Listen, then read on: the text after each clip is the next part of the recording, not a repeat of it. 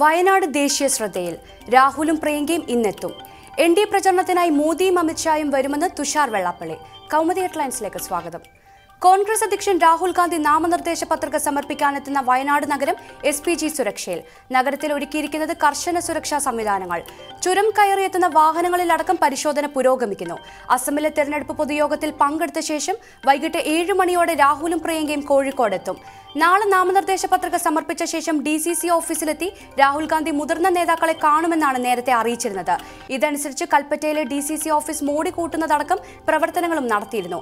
എന്നാൽ രാഹുൽ ഇവിടെ എത്തില്ല എന്ന സൂചനയാണ് സുരക്ഷാ ഉദ്യോഗസ്ഥർ ഇപ്പോൾ നൽകുന്നത്. നാമനിർദ്ദേശ പത്രിക സമർപ്പിച്ച ശേഷം പിന്നീടുള്ള പരിപാടികൾ എങ്ങനെയാവും, അതിനുള്ള സുരക്ഷാ സംവിധാനങ്ങൾ, മണ്ഡലത്തിൽ എല്ലായിടത്തും രാഹുൽ ഗാന്ധിക്ക് എത്താനാകുമോ തുടങ്ങിയ കാര്യങ്ങളിലെല്ലാം ഇനിയും വ്യക്തത വരേണ്ടതുണ്ട്. അതിനിടെ രാഹുൽ ഗാന്ധി വയനാട്ടിലെത്തുന്നതോടെ ദേശീയ നേതാക്കളെ രംഗത്തിറക്കാൻ BJPയും പ്രധാനമന്ത്രി നരേന്ദ്രമോദിയും BJP ദേശീയ അധ്യക്ഷൻ അമിത്ഷായും പ്രചരണത്തിനായി വയനാട്ടിലെത്തുമെന്ന് തുഷാർ വെള്ളാപ്പള്ളി. ഇക്കാര്യം പരിഗണനയിലാണ്. 2 ദിവസത്തിനുള്ളിൽ തീരുമാനമുണ്ടാകുമെന്നും കൂട്ടിച്ചേർക്കൽ. വയനാട്ടിലെ NDA സ്ഥാനാർത്ഥി തുഷാർ വെള്ളാപ്പള്ളി നാമനിർദ്ദേശ പത്രിക സമർപ്പിച്ചു. മോദിയുടെ വിമർശനങ്ങൾ.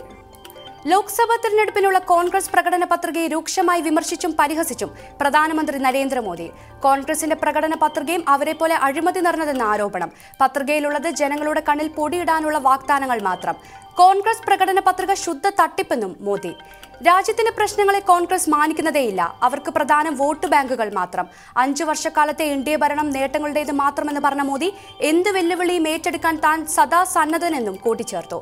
രാജ്യത്തിനു വേണ്ടി കഠിനാധ്വാനം ചെയ്യാൻ താൻ തയ്യാറാണെന്ന് പറഞ്ഞ പ്രധാനമന്ത്രി ഈ ഭരണകാലത്ത് എപ്പോഴെങ്കിലും താൻ വെറുതെ സമയം പാഴാക്കി കളഞ്ഞിട്ടുണ്ടോ എന്ന് ആലോചിക്കണമെന്നും പറഞ്ഞു. നടപടി തുടങ്ങി കമ്മീഷൻ. LDF കൺവീനർ വിജയരാഘവൻ നടത്തിയ മോശം പരാമർശത്തിൽ ആലത്തൂരിലെ UDF സ്ഥാനാർത്ഥി രമ്യ ഹരിദാസ് നൽകിയ പരാതിയിൽ നടപടി തുടങ്ങിയ വനിതാ കമ്മീഷൻ. ലോ ഓഫീസറോട് കമ്മീഷൻ റിപ്പോർട്ട് തേടി. വിജയരാഘവന് ജാഗ്രത കുറവുണ്ടായെന്ന് അധ്യക്ഷ MC ജോസഫൈൻ. സ്ത്രീകളോട് സംസാരിക്കുമ്പോൾ ജാഗ്രത പാലിക്കണമെന്നും കമ്മീഷൻ അധ്യക്ഷ.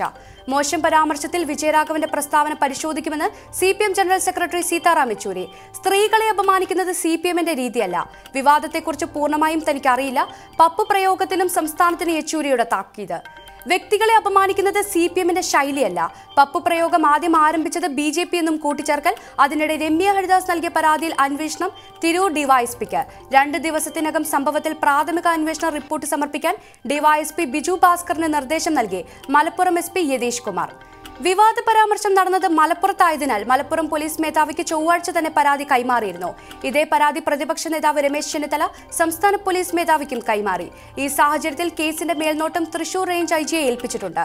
പൊന്നാനി ലോക്സഭാ മണ്ഡലത്തിലെ ഇടത് സ്ഥാനാർത്ഥിയായി മത്സരിക്കുന്ന PV അൻവറിന്റെ തെരഞ്ഞെടുപ്പ് കൺവെൻഷനിടെയായിരുന്നു വിജയരാഘവന്റെ വിവാദ പരാമർശം. ദിലീപിന് താൽക്കാലിക ആശ്വാസം. നടിയെ ആക്രമിച്ച കേസിൽ ദിലീപിനെതിരെ ഉടൻ കുറ്റം ചുമത്തില്ല. സുപ്രീം കോടതിയിലെ ഹർജി തീർപ്പാക്കും വരെ കുറ്റം ചുമത്തരുതെന്ന ദിലീപിന്റെ ആവശ്യം അംഗീകരിച്ച് സംസ്ഥാന സർക്കാർ. കേസ് അടുത്ത മാസം 1 മാറ്റി. ഇതോടെ വിചാരണ നടപടികൾ കൂടുതൽ വൈകും. നടി ആക്രമണത്തിനിരയായ കേസിലെ മുഖ്യ തെളിവായ മെമ്മറി കാർഡിന്റെ പകർപ്പ് ആവശ്യപ്പെട്ട് ദിലീപ് സമർപ്പിച്ച ഹർജി സുപ്രീം കോടതി പരിഗണിച്ചിരുന്നു. കോടതി പ്രധാനമായും പരിശോധിക്കുന്നത് മെമ്മറി കാർഡ് രേഖയാണോ തൊണ്ടിമുതലാണോ എന്നത്. മെമ്മറി കാർഡ് രേഖയാണെന്നും പ്രതി എന്ന നിലയിൽ പകർപ്പ് ലഭിക്കാൻ അർഹതയുണ്ടെന്നുമാണ് ദിലീപിന്റെ വാദം. ആക്രമണ ദൃശ്യങ്ങൾ നടന്റെ കയ്യിലെത്തിയാൽ നടിക്ക് കോടതിയിൽ സ്വതന്ത്രമായി മൊഴി നൽകാനാവില്ലെന്ന് സംസ്ഥാന സർക്കാർ നിലപാടെടുത്തിരുന്നു. ദൃശ്യങ്ങൾ എഡിറ്റ് ചെയ്തെന്ന വാദം അടിസ്ഥാനരഹിതമെന്നും സംസ്ഥാന സർക്കാർ. സുരേന്ദ്രൻ വീണ്ടും പത്രിക നൽകും. ലോക്സഭാ തെരഞ്ഞെടുപ്പിൽ പത്തനംതിട്ടയിൽ നിന്ന് മത്സരിക്കുന്ന NDA സ്ഥാനാർത്ഥി K സുരേന്ദ്രൻ വീണ്ടും നാമനിർദ്ദേശ പത്രിക സമർപ്പിക്കും. നടപടി കൂടുതൽ ക്രിമിനൽ കേസുകളിൽ ഇയാൾ പ്രതിയാണെന്ന് വ്യക്തമായ സാഹചര്യത്തിൽ.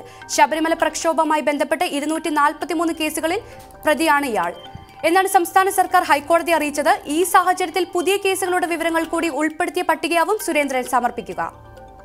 കൗമുദി ഹെഡ്ലൈൻ സമാപിക്കുന്നു. പുതിയ വാർത്തകളുമായി 1 മണിക്കൂറിന് ശേഷം അശ്വതി ചേരും. നമസ്കാരം.